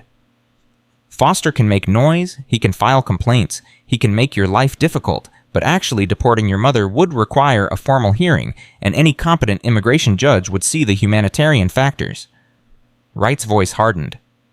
"The real threat isn't deportation, it's the stress, the fear, the distraction. Foster wants you focused on defending your mother instead of attacking him." "So what do I do?" "You file first. We submit a regularization petition today before Foster can make any moves. We get ahead of the narrative." "How long does that take?" "The filing itself takes hours. The actual process takes months.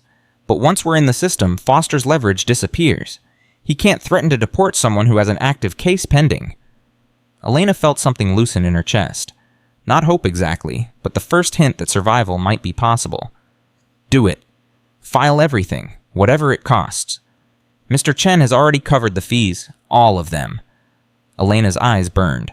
A man she had never met was spending thousands of dollars to protect her family, because her father had been his friend, because loyalty meant something to people who remembered what honor looked like. Tell Mr. Chen thank you, from me and my mother.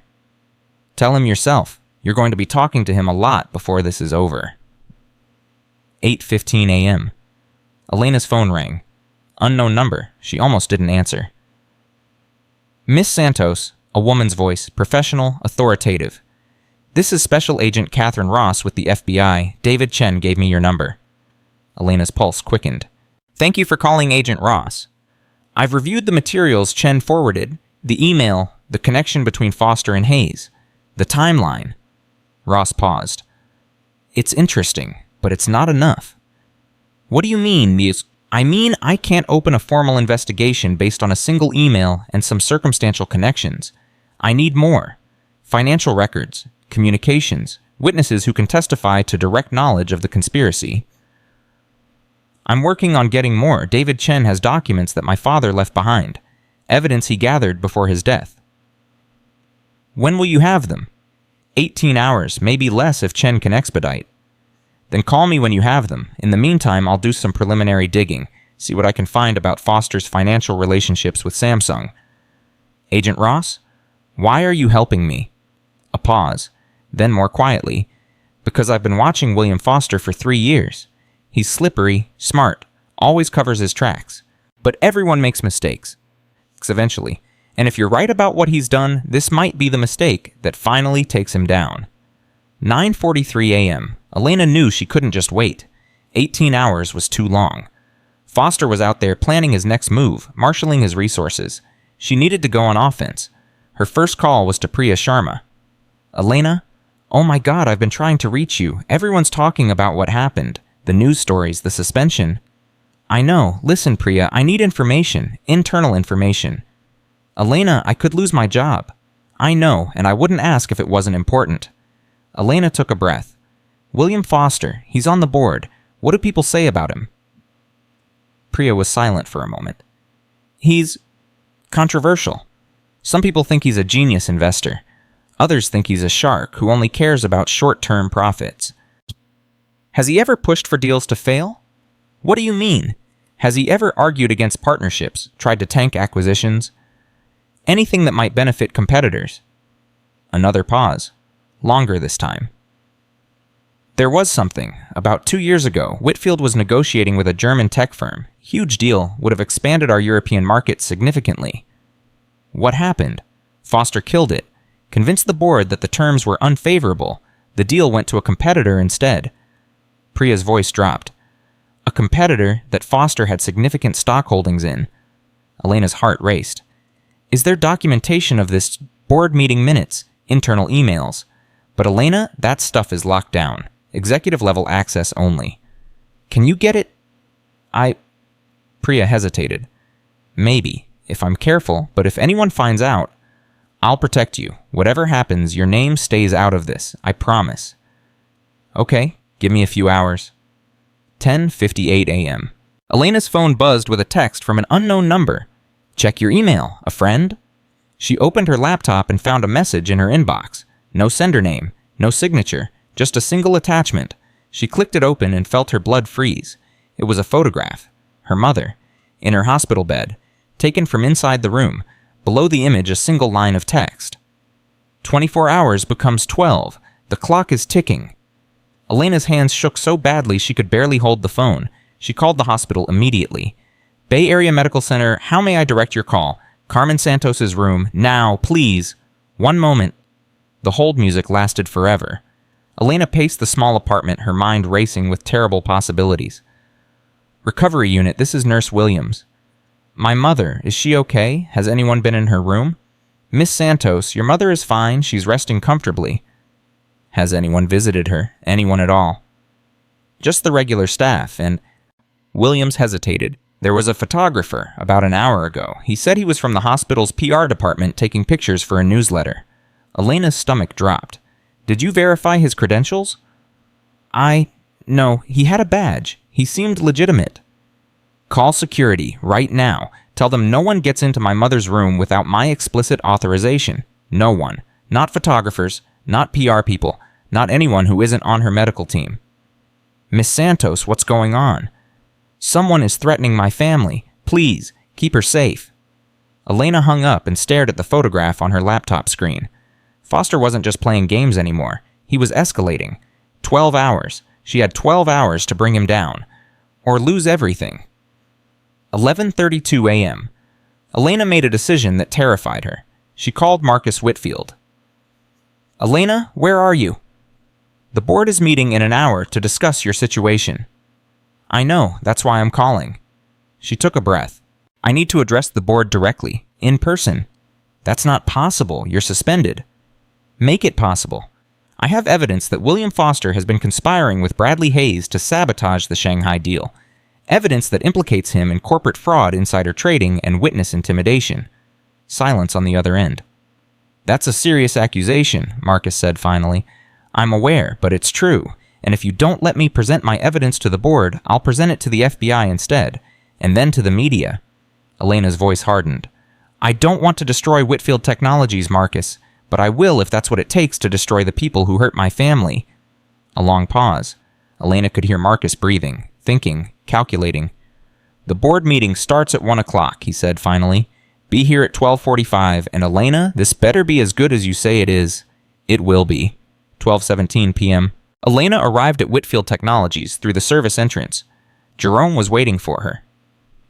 You shouldn't be here, he said. Foster's people are everywhere. I know, but I don't have a choice. Jerome pressed something into her hand, a key card. This will get you to the executive floor. Security override. Don't ask how I got it. Jerome, go before someone sees us. Elena took the stairs instead of the elevator. 15 flights. Her legs burned. Her lungs screamed. But every step brought her closer to the confrontation that would determine everything. She reached the executive floor at 12:39. The hallways were empty. Everyone was already in the boardroom, preparing for the meeting that would decide her fate. Elena walked toward the double doors. Her father's silver pen was in her pocket. Her evidence was in her bag. Her heart was pounding so hard she could barely think. She pushed open the doors and stepped inside. 12:41 p.m. 9 faces turned toward her. 8 board members and Marcus Whitfield at the head of the table. William Foster sat in the chair closest to the door. His expression when he saw Elena was something she would never forget. Shock, fury, and beneath it all, fear. What is she doing here? Foster demanded. She's been suspended. She has no right to be in this room. I invited her, Marcus said calmly. Miss Santos has evidence she wishes to present to the board. Evidence she's a cleaning woman who's been accused of corporate espionage. Any evidence she presents is tainted by... Let her speak. This from Margaret Wilson, the former tech executive. We've heard your side, William. Now let's hear hers. Foster's face reddened, but he sat back in his chair, arms crossed. Elena walked to the head of the table and placed her folder before the board. 3 days ago, I was invisible. I pushed a cleaning cart through these hallways. I emptied your trash cans. I wiped down your tables. And I listened. She opened the folder. What I heard was a conspiracy, a plan to destroy the Shanghai Dynamics partnership and sell Whitfield Technologies' most valuable assets to Samsung. Murmurs rippled through the room. The architect of this conspiracy was not Bradley Hayes. Hayes was just a soldier. The real mastermind was someone in this room. Someone with the power to manipulate documents. Someone with financial connections to Samsung. Someone who stood to gain millions from the deal's failure. Elena's eyes locked onto Foster. William Foster. The room exploded. This is outrageous, Foster shouted, rising from his chair. I've given 40 years to this company. My reputation is impeccable. I won't sit here and be accused by a cleaning woman who can prove everything she's saying. Elena pulled out the email Jerome had found. This is from your personal account, Mr. Foster. It references Project Santos and discusses payment to an offshore account for my neutralization. That email is fabricated. Anyone could have... The FBI doesn't think so. Elena pulled out her phone. Special Agent Catherine Ross has been investigating you for 3 years. She's very interested in your relationship with Samsung's acquisition team. Foster's face went pale. She's also interested in the German deal you killed 2 years ago, The one where you convinced this board to reject a favorable partnership so that your competitor holdings would benefit. That's privileged information. How did you... I have friends, Mr. Foster. People you overlooked. People you treated like furniture. Elena's voice rose. The same way you treated my father when you blacklisted him from the industry. The same way you treated me when you sent government agents to threaten my mother. I don't know what you're talking about. Then explain this. Elena pulled out the photograph of her mother. This was taken inside her hospital room this morning by one of your people, sent to me with a message cutting my deadline from 24 hours to 12. The board members stared at the photograph. Their expressions shifted from skepticism to horror. You threatened a woman recovering from brain surgery, Elena continued, a 72-year-old woman who can barely speak. You did that to intimidate her daughter into silence. I had nothing to do with that photograph. Then who did Bradley Hayes is in custody? His assets are frozen. The only person with the resources and motivation to continue his campaign of intimidation is you. Foster looked around the room searching for allies. He found none. This is ridiculous, he said, his voice losing its confidence. You have no proof. You have accusations and fabrications, and I have my father's files. The room went silent. Before Miguel Santos died, he sent a package to David Chen. Documents, research, evidence he had gathered about corruption at Whitfield Technologies. Elena pulled out her phone and showed the screen. The package arrives in 6 hours, and when it does, Special Agent Ross will have everything she needs to arrest you. Foster's face was gray now, sweating, the face of a man watching his empire crumble. What do you want? He whispered. I want you to resign from this board, immediately. I want you to return every dollar you've ever received from Samsung or any other competitor. I want you to publicly apologize for what you did to my father. Elena stepped closer. And I want you to spend the rest of your miserable life knowing that a cleaning woman brought you down. 1:17 p.m. The vote was unanimous. William Foster was removed from the board of Whitfield Technologies effective immediately. His shares were frozen pending investigation. His access to company systems was revoked. As security escorted him from the building, he passed Elena in the hallway. This isn't over, he hissed. You think you've won? I have friends, lawyers, resources you can't imagine. So do I. Elena held up her father's silver pen. And I have something you'll never have. What's that? The truth. 2:33 p.m.? Elena sat in Marcus Whitfield's office exhausted but exhilarated. The past 3 days felt like a lifetime.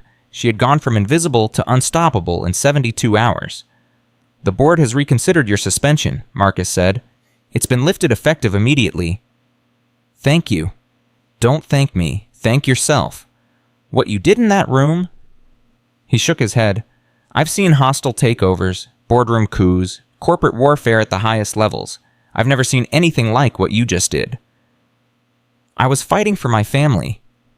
You were fighting for everyone who's ever been overlooked. Every cleaning woman, every security guard, every person who's been told they don't matter because they don't have a title or a corner office. Marcus leaned forward. That's worth more than any business deal. Elena's eyes filled with tears. My father believed that. He believed that everyone deserved respect regardless of their position. He was right, and I'm sorry it took his daughter nearly destroying my company for me to understand that. 3:47 p.m. Elena visited her mother at the hospital. Carmen was awake, alert, stronger than she had been in days. Mija? Carmen's hand reached for hers. The nurses told me about the board meeting, about what you did. How did they know? Everyone knows. It's on the television, the radio. Everyone is talking about the cleaning woman who defeated a billionaire. Elena laughed through her tears. I'm not sure I defeated anyone yet. There's still a lot of work to do. But you stood up. You used your voice. You built the bridge your father always talked about. Carmen squeezed her hand. He would be so proud, Elena. So proud. I felt him with me. In that boardroom. When I was scared, I remembered his words. Knowledge opens doors. And I opened the biggest door of my life. Carmen's eyes glistened. You are not invisible anymore, Mija. You never were. We just couldn't see you clearly. 5:22 p.m. The package from David Chen arrived. Elena opened it with trembling hands. Inside were dozens of documents, research files, internal memos, communications that her father had saved over years of careful documentation, and at the bottom a letter, handwritten, in her father's familiar script. My dearest Elena, if you're reading this, then I am gone. And if David has given you this package, then you are fighting the same battle I was too weak to finish. I'm sorry I couldn't be there to help you. I'm sorry I couldn't protect you and your mother from the consequences of my failures. But I want you to know something. You are not alone. You were never alone. Every word I taught you, every language I shared with you was my way of giving you weapons for a fight I knew would come. The people who destroyed me thought they were silencing a voice. They were wrong. They were creating an echo. And that echo is you. Use what I've left you. Finish what I started. And remember, languages are bridges. Build them everywhere you go. With all my love, Papa. Elena wept. For her father, for her mother, for herself, for the little girl who had learned to be invisible because the world told her she didn't matter. That little girl was gone. In her place stood a woman who had brought down empires. 7:15 p.m. Elena delivered her father's documents to Special Agent Ross. This is comprehensive, Ross said, flipping through the pages. Financial records, communications, a paper trail that goes back nearly a decade. Is it enough? It's more than enough. Foster is going to prison. So is Hayes. And probably a few other people we haven't identified yet. What about the fake news stories, the accusations against me? Already being investigated, the reporters who published those stories are going to have some very uncomfortable conversations with their editors. Ross looked up. You did good, Miss Santos. Better than good. You did what trained investigators couldn't do in 3 years. I had motivation they didn't have. Family. Justice, they're the same thing. 9:43 p.m. Elena returned to her own apartment for the first time in almost 2 days. The eviction notice was gone. The threat of homelessness was over. The future, for the first time in years, looked like something other than survival. Her phone rang. David Chen.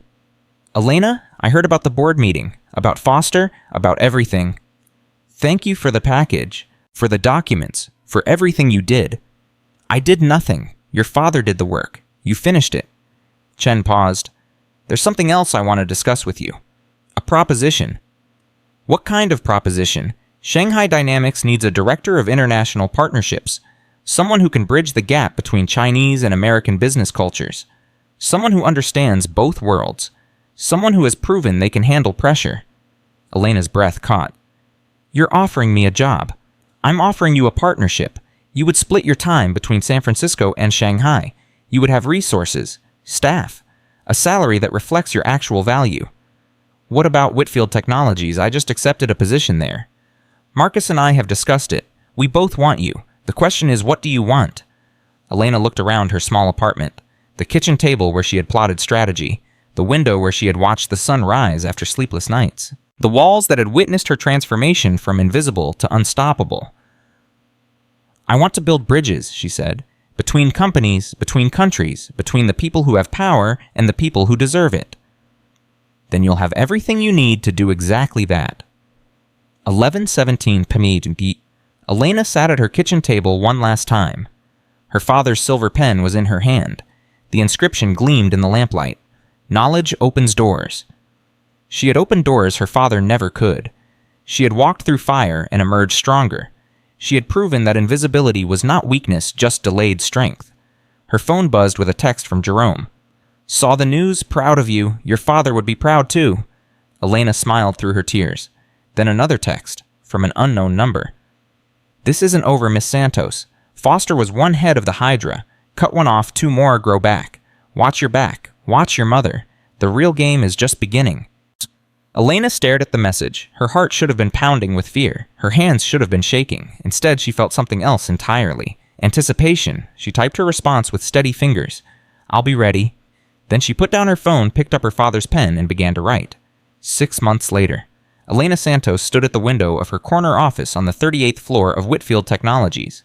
The San Francisco skyline stretched before her. The same city that had once made her invisible now spread at her feet like a promise kept. Her phone buzzed. Priya Sharma.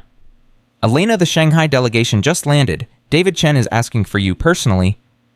Tell him I'll be there in 20 minutes. Also, your mother called. She said to remind you about dinner tonight. Elena smiled.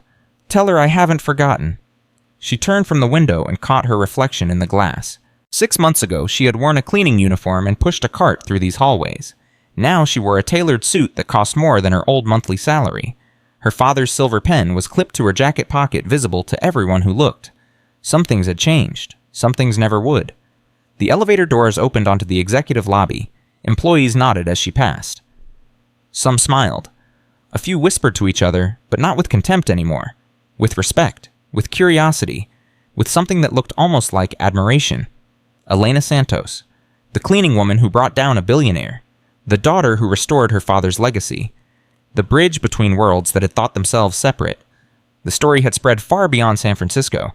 News outlets across the country had covered her rise. Business schools were already writing case studies. 3 publishers had approached her about a memoir. She had turned them all down. Her story wasn't finished yet. 9:47 a.m. The conference room was full when Elena arrived. David Chen sat at the head of the table, flanked by his executive team. Marcus Whitfield occupied the opposite end, surrounded by his own advisors. Between them, representing both companies, sat Elena.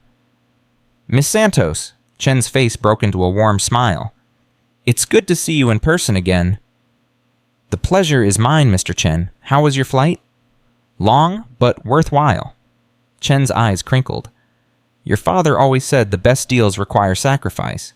I think he was talking about airline food." The room laughed. Elena felt something loosen in her chest. 6 months of video calls and emails and late-night negotiations, and finally they were all in the same room? "Shall we begin?" Marcus asked. "One moment." Chen reached into his briefcase and pulled out a small wooden box. "Before we discuss business, I have something for you, Elena." He slid the box across the table. Elena opened it with trembling fingers. Inside lay a jade pendant on a silver chain. The stone was carved with a single character. "Chiao Bridge." "This belonged to your father," Chen said softly. "He gave it to me 30 years ago when we first became partners. He said it would remind me that connections matter more than contracts." Chen's voice caught. "I've carried it ever since, but I think it belongs with you now." Elena couldn't speak. Tears streamed down her face as she lifted the pendant from its box. "Thank you," she finally managed. "I don't know what to say." "Say you'll wear it. Say you'll remember what it means." Chen's eyes glistened. "Your father would have been so proud of who you've become." 10:33 a.m. The meeting proceeded smoothly. Terms were discussed. Agreements were finalized. The Shanghai Dynamics partnership, once nearly destroyed by conspiracy and sabotage, was now stronger than ever. But Elena's mind kept drifting to the threatening message she had received 6 months ago. This isn't over. Foster was one head of the Hydra. Cut one off, 2 more grow back. She had never discovered who sent it. The number was untraceable. The threat remained abstract, hovering at the edge of her consciousness like a storm that might never arrive, or might arrive at any moment. "Elena," Marcus's voice cut through her thoughts. "Are you with us?" "Yes, sorry, what were you saying?" "The implementation timeline. David has concerns about the 3rd quarter projections." Elena forced herself to focus. The Hydra could wait. The work could not. 12:15 p.m. The meeting adjourned for lunch. Elena excused herself and stepped into the hallway to check her messages. 3 missed calls from her mother's care facility. Her heart stuttered. She called back immediately. "Sunrise Senior Care, how may I help you?" "This is Elena Santos. I have missed calls from this number. Is my mother okay?" "Miss Santos, yes, your mother is fine, but there's been an incident." "What kind of incident?" "A man came to visit her this morning. He claimed to be a family friend. We followed protocol and contacted you, but when we couldn't reach you, we turned him away." Elena's blood ran cold. What did he look like? "Middle-aged, gray hair, expensive suit. He seemed upset when we refused him entry." "It couldn't be Foster. Foster was in federal custody awaiting trial. His assets were frozen. His allies had scattered, but the Hydra had many heads." "Don't let anyone near my mother," Elena said, her voice hard. "No one. Not family friends. Not former colleagues. Not anyone who isn't on the approved list." "Of course, Miss Santos. We take security very seriously." "You'd better, because if anything happens to her, I will hold your facility personally responsible." She hung up and immediately called Jerome. "Elena, what's wrong?" "Someone tried to visit my mother. Same pattern as before. I need your help." "Tell me what you need." "Sure."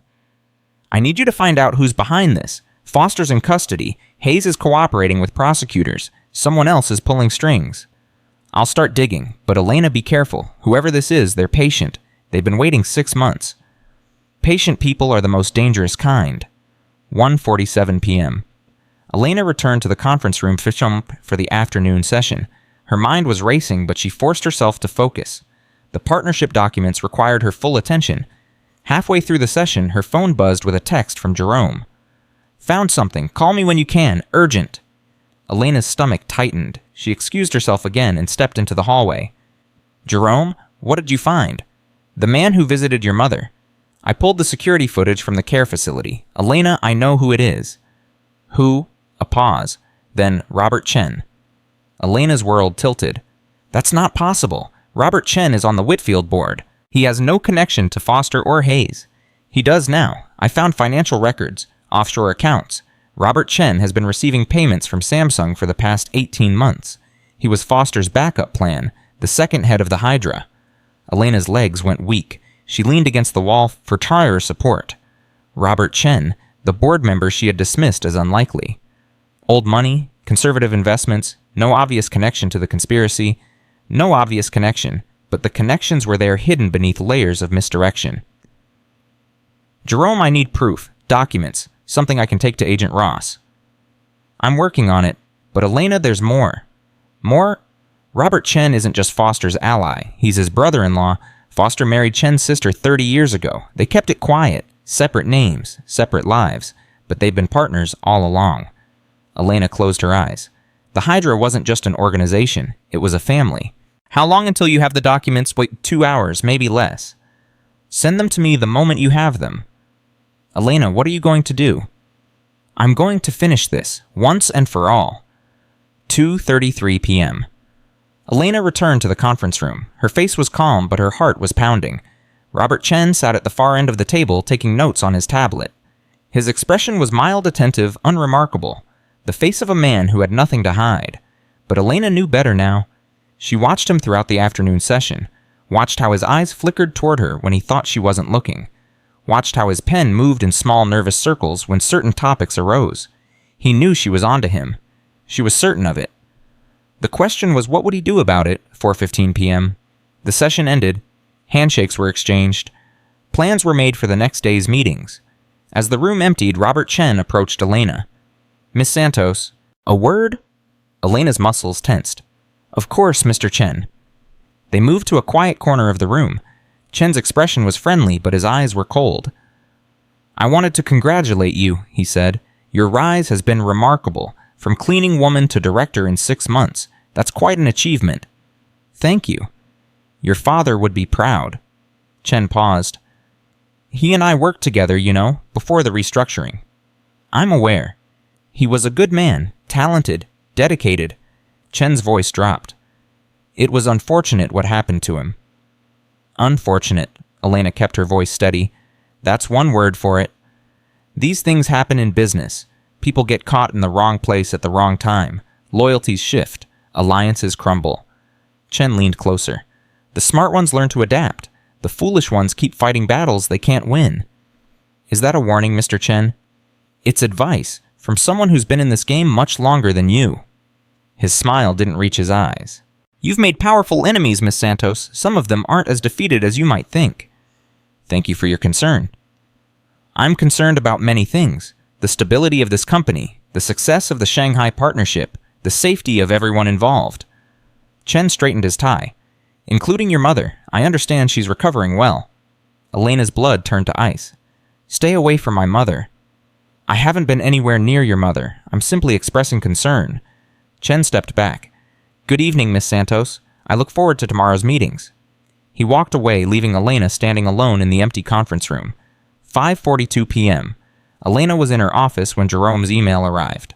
The documents were devastating. Financial records showing payments from Samsung to accounts controlled by Robert Chen, communications between Chen and Foster dating back 5 years, a timeline that proved Chen had been part of the conspiracy from the beginning. And something else, something that made Elena's heart stop. A memo from Chen to Foster dated 3 days before Miguel Santos was fired. The Santos problem must be handled immediately. His knowledge of the Asian operations makes him a liability. Recommend termination with extreme prejudice toward future employment. Her father's destruction hadn't been a corporate decision. It had been an assassination ordered by Robert Chen. Elena's hands shook as she forwarded the documents to Special Agent Ross. Then she made a call. Agent Ross, I have new evidence. Robert Chen, board member at Whitfield Technologies. He's been working with Foster and Hayes from the beginning. I'm looking at your email now. Ross's voice was sharp with interest. This is comprehensive. When can you come in to make a formal statement? Tomorrow morning, but there's something I need to do first. Elena, don't do anything stupid. I'm not going to do anything stupid. I'm going to do something smart. 6:30 p.m. Emergency board meeting.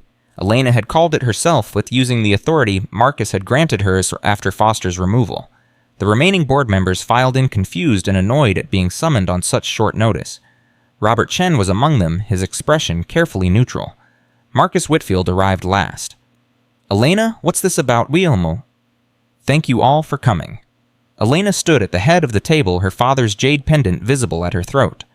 I apologize for the inconvenience, but there's a matter that requires immediate attention. This couldn't wait until tomorrow, Margaret Wilson asked. No, it couldn't. Elena pulled out a folder. 6 months ago, I stood in this room and accused William Foster of conspiracy and sabotage. I proved that he had been working with Bradley Hayes to destroy the Shanghai partnership. She opened the folder. What I didn't know then was that Foster wasn't working alone. He had a partner, someone on this board who has been facilitating corporate espionage for years. The room went silent. That partner is Robert Chen. Chen's face went white. This is absurd. I have no connection to... You have every connection. Elena spread the documents across the table. Financial records showing payments from Samsung, communications with Foster dating back 5 years, and this. She held up the memo. A recommendation to terminate my father with extreme prejudice toward future employment, written by you, signed by you, 3 days before Whitfield Technologies destroyed his career. The board members stared at the documents. Their expressions shifted from confusion to shock to horror. This is fabricated, Chen protested. She's manipulating you. She's Heidi. The FBI has authenticated every document. Elena cut him off. Special Agent Catherine Ross is prepared to make an arrest tonight. The only question is whether you go quietly or make a scene. Chen looked around the room searching for allies. He found none. You think you've won. His voice was a hiss. You think this is over. I have resources you can't imagine. Connections that go deeper than you could possibly... Your resources are frozen, your connections are being investigated, and your brother-in-law is preparing to testify against you in exchange for a reduced sentence. Elena stepped closer. It's over, Robert. The Hydra is dead. Chen's face contorted with rage. For a moment, Elena thought he might attack her. Instead, he laughed. A bitter, hollow sound. Your father was just like you, you know, stubborn, righteous, convinced that truth and justice would prevail. Chen shook his head. He died believing that. Alone? Broken? Forgotten. My father was not forgotten. Elena's voice was steel. His name is on patents. His legacy is restored, and his daughter is standing here watching his enemies fall one by one. She turned to Marcus. Call security. I believe Chen has an appointment with the FBI. 7:15 p.m. Elena watched from the window as federal agents escorted Robert Chen from the building. His hands were cuffed behind his back. His face was blank with shock. The last head of the Hydra, severed. Marcus Whitfield stood beside her. How did you know? He asked quietly. I didn't, not for certain, but I learned something these past 6 months. Elena turned to face him. Invisible people see everything, and I spent a lot of years being invisible. You're not invisible anymore. No, I'm not. She touched the jade pendant at her throat. But I remember what it felt like, and I'll never forget the people who are still waiting to be seen. 8:30 p.m. Elena arrived at Sunrise Senior Care as the sun was setting. Her mother was in the garden, sitting in her wheelchair, watching the flowers sway in the evening breeze. Carmen Santos looked up as Elena approached. Her face broke into a smile. Mija, you came. I'll always come, Mama. Elena knelt beside her mother's chair. How are you feeling? Better? Stronger? Carmen's eyes searched her daughter's face. Something happened today. I can see it in your eyes. Something happened. Elena took her mother's hand. The man who destroyed Papa, the one who ordered his termination, he was arrested tonight. Carmen's breath caught. Arrested? By the FBI? For conspiracy, fraud, and what he did to Papa. Elena's voice trembled. It's over, Mama. Finally. The people who hurt our family are going to pay for what they did. Carmen was silent for a long moment. Tears streamed down her weathered face. Your father, she finally whispered.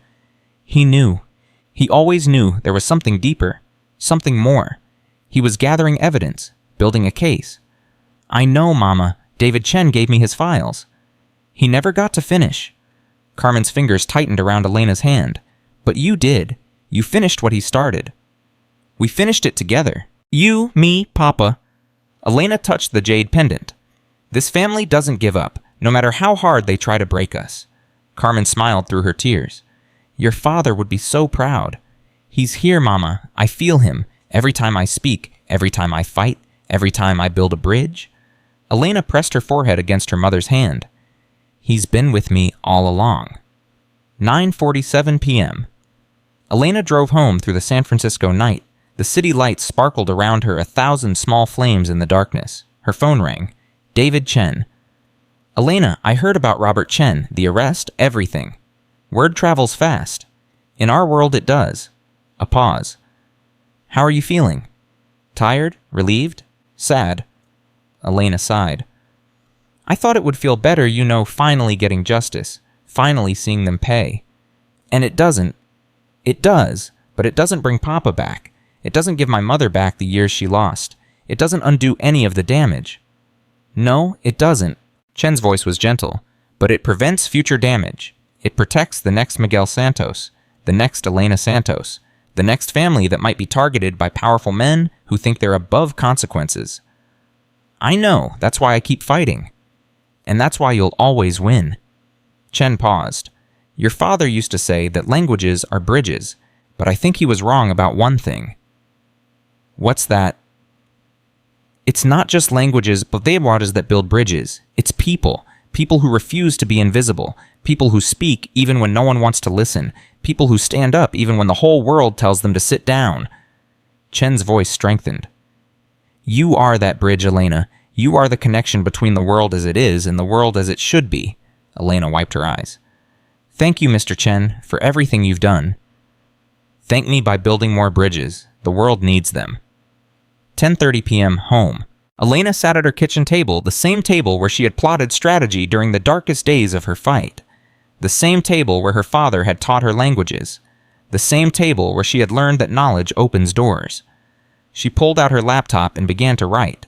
Not a memoir, not a business plan, not a strategy document, a letter to her father.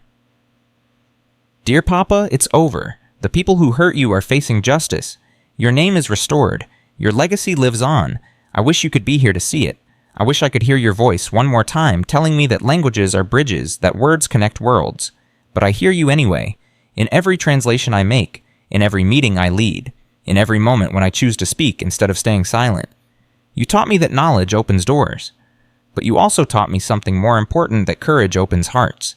I was afraid for so long, Papa, afraid to be seen, afraid to be heard, afraid to be myself. I'm not afraid anymore. I know the fight isn't over. There will always be powerful people who try to silence voices like ours. There will always be conspiracies and corruption and cruelty. But there will also always be people who stand up, people who speak out, people who build bridges. I am one of those people now, because you made me one. Thank you, Papa, for the languages, for the lessons, for the silver pen that has become my sword. I love you. I miss you. And I will carry you with me every day for the rest of my life. Your daughter, Elena. She saved the letter, closed the laptop, held her father's pen in her hand. The jade was cool against her palm. The inscription caught the lamplight. Knowledge opens doors. Elena smiled. Then she put down the pen and picked up her phone. Priya, it's Elena. I have an idea I want to discuss with you. Something that could help people like us. People who are invisible. People who have talents the world refuses to see. I'm listening. What if we created a Program A formal initiative at Whitfield Technologies? We identify employees in entry-level positions who have skills beyond their current roles, languages, technical expertise, creative abilities, and we give them pathways to advancement. Like what you did, but systematized. Exactly, so that the next Elena Santos doesn't have to wait 6 years for someone to notice her, so that talent isn't wasted because of prejudice or assumptions. I love it. What would we call it? Elena looked at the jade pendant lying beside her laptop. The character for bridge.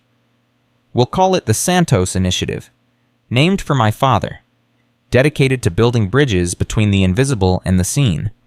Elena, that's beautiful. It's necessary, and it's just the beginning. 11:59 p.m. Elena stood at her window watching the city lights. 6 months ago, she had been invisible. A cleaning woman pushing a cart through hallways, emptying trash cans, wiping down tables. A woman whose gifts were hidden because the world told her they didn't matter. Now she was director of international relations at one of the world's largest technology companies. She had helped close a $300 million partnership. She had brought down conspirators who thought themselves untouchable. She had restored her father's legacy and secured her mother's future. But more than any of that, she had found her voice. Her phone buzzed with one final message. From Jerome. Proud of you, Elena. Your father would be too. Here's to the bridges we build. Elena typed her response. Here's to the bridges and to the people who cross them. She put down her phone and picked up her father's silver pen one last time. The weight of it was familiar now. Comfortable. Like holding a piece of herself. She had been invisible for 23 years. She had been afraid for almost as long. She had watched her father destroyed, her mother broken, her family scattered by forces she thought she could never fight. But she had fought them. And she had won. Not because she was special, not because she was lucky, but because she had finally stopped hiding. The world was full of invisible people, cleaning women and security guards, cafeteria workers and mailroom clerks. People with gifts the world refused to see. People with voices the world refused to hear. Elena Santos had been one of them. Now she would speak for all of them. She would build bridges between cultures, between languages, between the powerful and the powerless. She would open doors that had been closed for too long. She would prove that knowledge was not just power, but liberation, and she would never ever be invisible again. The clock struck midnight. A new day began. Elena Santos put on her jacket, slipped her father's pen into her pocket, and walked out into the world. Ready to build. Ready to speak. Ready to be seen, because that's what bridges do. They connect, they carry, they transform, and Elena Santos was the greatest bridge of all. A daughter who honored her father, a woman who saved her mother, a voice that refused to be silenced. From cleaning woman to corporate director, from invisible to unstoppable, from broken to unbreakable. This is how legacies are born. This is how justice is served. This is how one person changes everything. Not with money, not with power, not with connections or privilege or luck, with courage, with truth. With the unshakable belief that every voice matters, every story counts, and every invisible person deserves to be seen. Elena Santos proved that belief. She lived it, she became it, and now she would spend the rest of her life helping others do the same. Because languages are bridges, words are weapons, and knowledge opens every door. That's not a lesson, that's not a motto, that's not a hope, that's a promise. And Elena Santos always keeps her promises.